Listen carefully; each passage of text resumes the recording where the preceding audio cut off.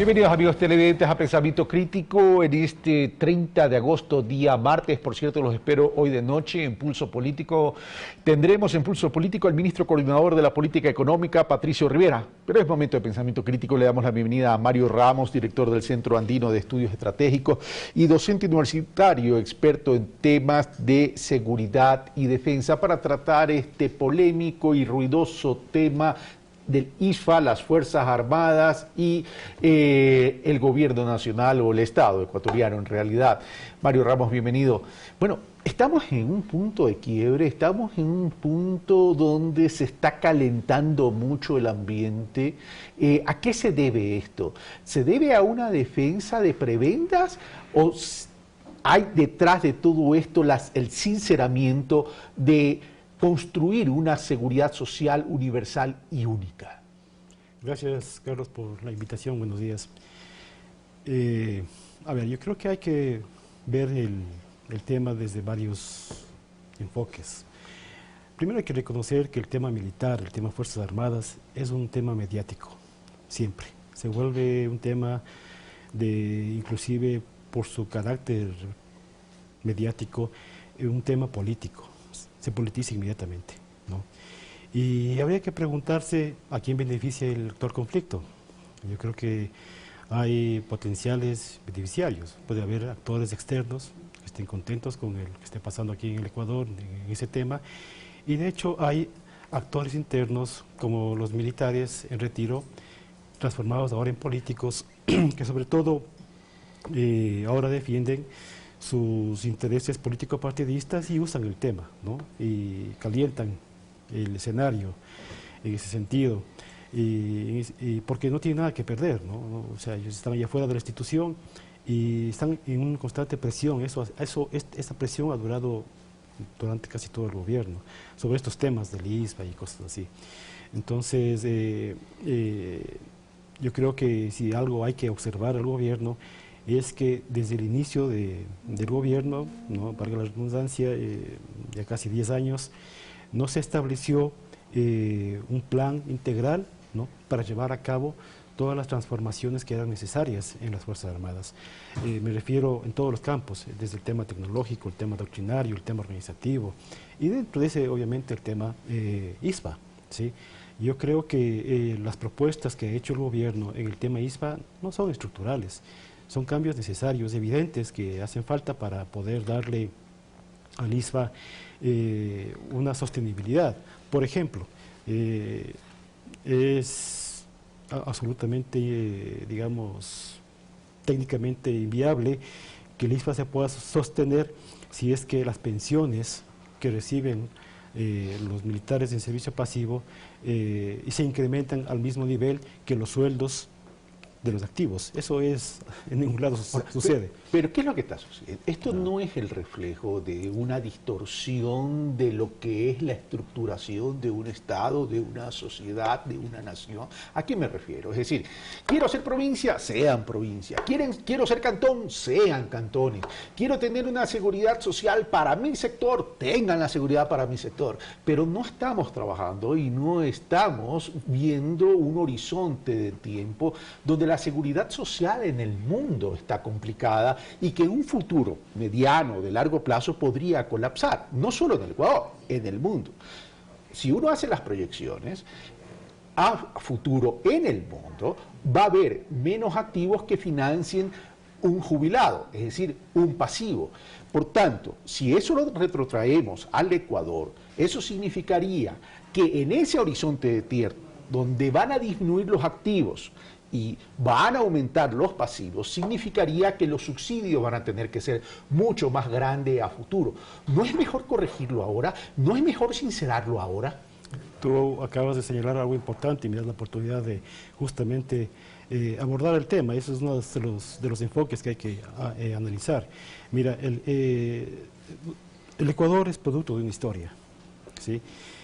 Hubieron dictaduras militares, hubo un modelo neoliberal en que cada institución, cada organismo trataba de arrancar lo que podía, ¿no?, para poder sobrevivir, y obviamente los que tenían mejor capacidad de negociación lo hacían, ¿no? De ahí, en ese marco es que aparece la seguridad específica de policías y militares.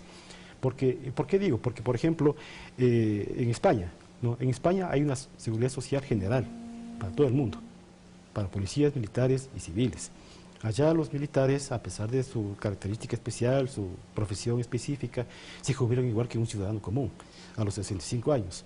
Entonces, por eso decía que nosotros hemos heredado, ¿no? El gobierno ha heredado una situación histórica que trata de corregir. Es verdad, hay problemas de la seguridad social en el mundo, porque la expectativa de vida ha crecido, ¿sí? Y obviamente es cada vez más difícil sostener la seguridad social, y mucho menos una seguridad social tan característica, tan específica como la que tenemos aquí, de policías y militares. Son apenas 45.000 miembros de las Fuerzas Armadas y 55.000 miembros de la policía. Ninguna seguridad social se sostiene así, con esa poca cantidad de miembros, ninguna, ni siquiera la seguridad general.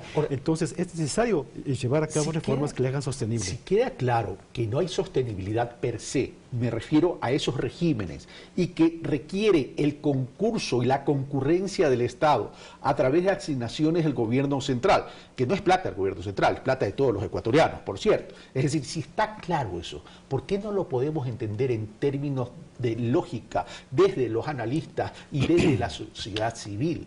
Sí, mira, ahí es cuando yo digo, o sea, no se hizo tal vez una planificación desde un principio, ¿no? Que se permita visualizar con cierta perspectiva todos los cambios que había que hacer en el campo de defensa. No solo en el tema de seguridad social, hay otros temas pendientes, ¿sí? Por ejemplo, no sé si me permites señalar, hay un escenario en el mundo en este momento conflictivo. Hay un nuevo tipo de conflicto, hay nuevos modelos de guerra. La pregunta es, ¿estamos entendiendo eso como Fuerzas Armadas, como sector de defensa en general? ¿Estamos entendiendo, nos estamos preparando, estamos entrenándonos, estamos organizándonos, tenemos la tecnología para el nuevo conflicto con las características que se está dando en el escenario internacional? Yo creo que no. Entonces, hay muchas cosas que hay que llevar adelante en el sector de defensa. No solo el tema ISFA. El tema ISFA, obviamente, es un tema sensible, importante y se politiza. Y por eso es que ha sido el debate de muchos años, pero se ha dejado al lado otros temas, ¿no? Y se ha politizado porque es eso, se usa como tema político. Ahora, pero el tema es algo tan simple como entender de necesidad de tener una única seguridad social para construirla y generar sostenibilidad. Se dice que pone en riesgo la institucionalidad de las Fuerzas Armadas.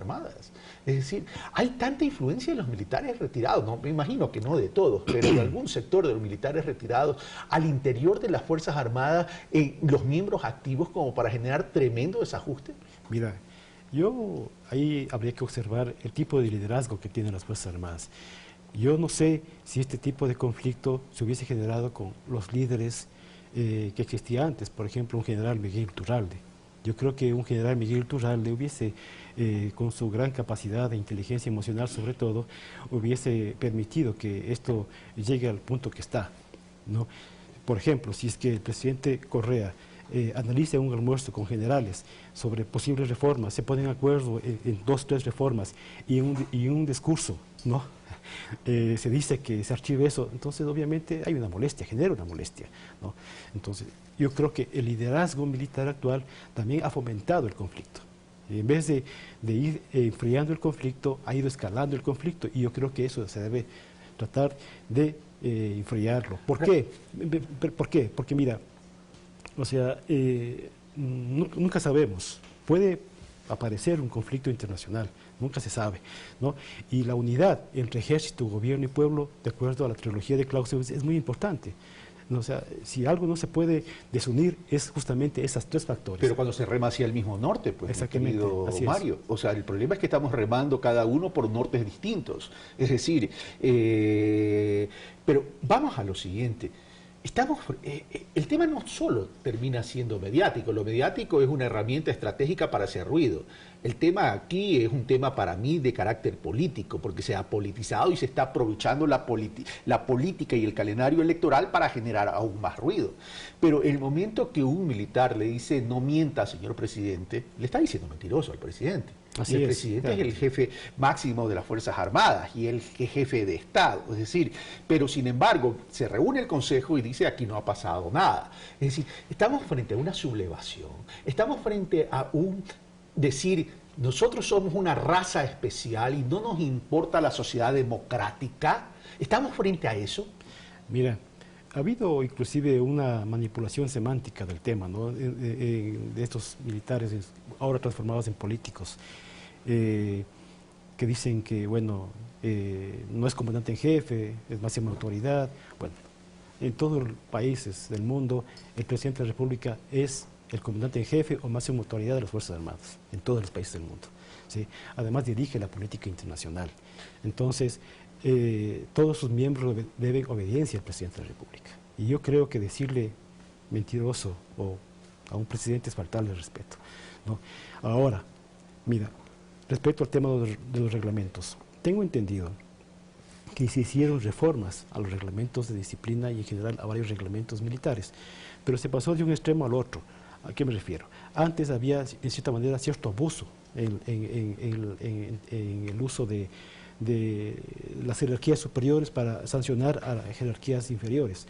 Y se trató de poner un equilibrio con el tema del debido proceso, pero se cayó en el otro extremo, ¿sí?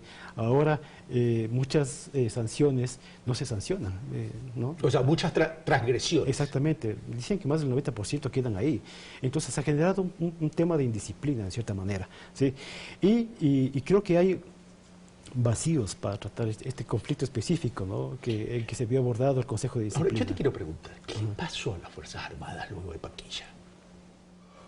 Porque hasta Paquilla había una sensación o una percepción de unas Fuerzas Armadas distintas, pero luego de aquello, como que las Fuerzas Armadas como que comienzan a amodorrarse y comienzan a sentirse esa raza especial que yo estoy mencionando. ¿Qué pasó? Mira, es lo que yo decía, o sea, en esa época hubo un liderazgo militar que entendió que había un potencial conflicto y empezaron a prepararse, a organizarse, a entrenarse para enfrentar ese conflicto. Y llegó el conflicto del CENEPA con mucha preparación y el resultado fue positivo, ¿no? Después de eso decayó. Yo creo que no hay el liderazgo militar a la altura, al menos si queremos comparar con ese liderazgo militar que existió antes, ¿no? Yo creo que ese es uno de los problemas. Y también los gobiernos neoliberales, después de la firma de la paz, entendieron que ya no había, ¿no?, conflicto internacional, y no había ya inclusive necesidad de armar a las Fuerzas Armadas y se cayó en una situación de completa, se perdió muchas capacidades, ¿no?, de operatividad de las Fuerzas Armadas, que han sido recuperadas de cierta manera con inversiones que ha hecho este gobierno. Tú me indicaste hace un momento la necesidad de enfriar el tema, pero ¿cómo entender la necesidad de enfriar el tema frente a una necesidad urgente de reestructurar la seguridad social en el Ecuador? Porque para mí el debate tiene que pasar de la politización a lo técnico. Pero ¿cómo enfriar cuando se requiere esa necesidad y se está afectando intereses? Sí, yo creo que hay que tratar de caer. Todos los actores tienen que poner de parte, ¿no? Todos los actores tienen que ¿Pero tú ves voluntad? Mira, yo creo que los militares en servicio activo, las Fuerzas Armadas, deben dejar de permitir que ese sector de pasivos que tienen sus propios intereses, ¿no es cierto?, les presionen. Yo creo que esa influencia es negativa para la institución, está haciendo daño a la institución.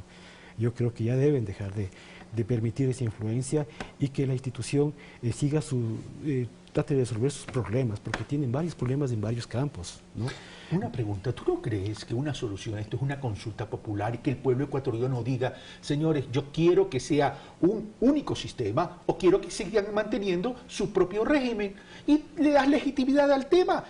No solo que lo enfrías, sino que lo potencializas en el poder ciudadano, que sean ellos, que seamos nosotros los ciudadanos, que no tenemos ese nivel de jubilación, los que decidamos. Sí, yo creo que es una opción, pero hay que tratar, si queremos hacer una verdadera reforma integral del sistema de seguridad social, hacer un análisis complejo y completo. No, definitivo, ¿no? Claro. No obviamente. Políticas parches. No, políticas parches. Tiene que ser algo integral. Algo integral. Entonces, si es que se llega a eso, se logra hacer ese análisis en estos meses que queda de gobierno y eso se legitima con una consulta popular, me parece que es una opción.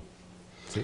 Tú dices, las Fuerzas Armadas tienen que entender que deben replantearse su rol frente a las nuevas contingencias que existen en el mundo. ¿Cuáles son esas contingencias? Mira, por ejemplo, yo veo un un escenario complejo con el proceso de paz que se está estableciendo en Colombia. Sí, todos estamos contentos con eso, ¿no? Obviamente, pero algunos dicen que uno de los efectos negativos es que muchos exguerrilleros ahora se van a transformar en bandas criminales. Yo creo que esa no es la principal amenaza. ¿Por qué? Porque la delincuencia crece cuando reina la impunidad, ¿sí? Y aquí en el Ecuador hemos disminuido de manera muy importante los niveles de impunidad. Si tú comparas, por ejemplo, el caso centroamericano, ¿no? Nicaragua, Costa Rica, que tienen buenos niveles de seguridad, ¿no? Están rodeados de países muy conflictivos, México, El Salvador y Guatemala. ¿Por qué? Porque hay condiciones en la sociedad que no permiten el crecimiento de la impunidad. En Colombia reina la impunidad. Ya, aquí nosotros hemos logrado, hemos conseguido reformar el sistema de justicia, la policía ha logrado nuevos interesantes niveles de efectividad, entonces los niveles de impunidad se han bajado. Entonces, la principal amenaza no es de carácter delincuencial. Ha disminuido, no ha desaparecido. Sí, ha disminuido, sí, exactamente, por eso digo, ha disminuido, ¿no? Y se ha incrementado, o se ha bajado los niveles de impunidad, que es muy importante, porque eso permite la reproducción de la delincuencia, ¿sí? Entonces yo veo como una principal, una amenaza, por ejemplo, más de carácter geopolítico, ¿sí? Bien, las Fuerzas Armadas colombianas han entrado en un proceso de transformación. Ellos sí están llevando un plan integral de transformación, que empezaron hace 5 años. O sea, el proceso de paz no va a disminuir su pie de fuerza, más bien lo van a incrementar y lo van a potenciar, ¿sí? Y sabemos que el gobierno colombiano está muy ajustado a los intereses geopolíticos de los Estados Unidos. Entonces yo veo por ahí una amenaza, por ejemplo, ¿sí? Entonces nosotros obviamente buscamos la integración regional, pero siempre tenemos que tener una Fuerza Armada con capacidad de disuasión. Y eso es lo que todavía no veo que se está consiguiendo en este momento. Mario Ramos, muchas gracias por estar con nosotros y compartir tu análisis en relación a este ruidoso, polémico y diría yo, no comprendido por el conjunto de la sociedad sobre la necesidad de crear un único sistema de seguridad social. Es que cuando los temas se politizan, se pierden la racionalidad y la objetividad. Investiguemos lo que está pasando con la seguridad social en el mundo para ver si hay en otras partes tantos regímenes que terminan debilitando porque a futuro, en ese horizonte de tiempo, van a ser necesarios más subsidios. Sinceremos las cosas en el país. Si queremos cambiar una coyuntura, tenemos que cambiar la estructura. Seguimos con nuestra próxima entrevista.